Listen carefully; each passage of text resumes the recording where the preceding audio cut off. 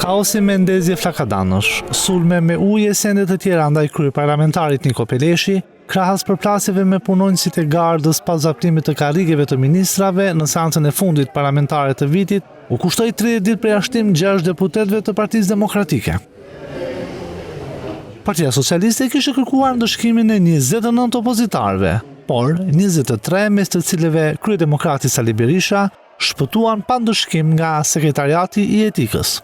Birin Këlliqi, Fidel Kreka, Albana Vokshi, Klevis Balliu, Flamur Noka dhe Elda Hoti u përjashtuan një muaj nga veprimtaritë e kuvendit dhe masa do të nisë të zbatohet nga seanca e parë e vitit 2026. Mbledhja e sekretariatit të etikës u zhvillua në një situatë përplasjesh dhe debatesh të forta që përfshinin jo vetëm kaosin në seancën e fundit të kuvendit, por edhe çështjet e ditës në drejtësi e politikë.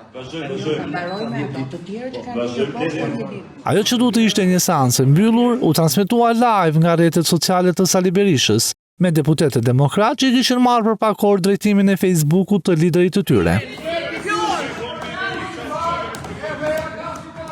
Në përfundim të mbledhjes, drejtuesi i sekretariatit të etikës Ulsi Manja i përshëndeti demokratët me dy gishtat lartë. Jashtë sallës, Manja argumentoi vendimin. Në përfundim, sekretariati për procedurat, votimet dhe etikën vendosi që vetëm për 6 deputet nga ata që u propozuan për mas të përjashtohen për 30 ditë pune në respekt të nenit 65 fraksion 2 të rregullorës kuvendit të Shqipërisë. I përjashtuari Flamur Noka tha se nuk e njeh vendimin e socialistëve.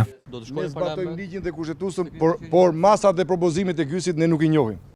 Seanca e parë e sesionit të ri parlamentar është planifikuar me datën 19 janar, ndërsa 6 demokratët nuk do të mund të marrin pjesë as aty dhe as në komisionet parlamentare.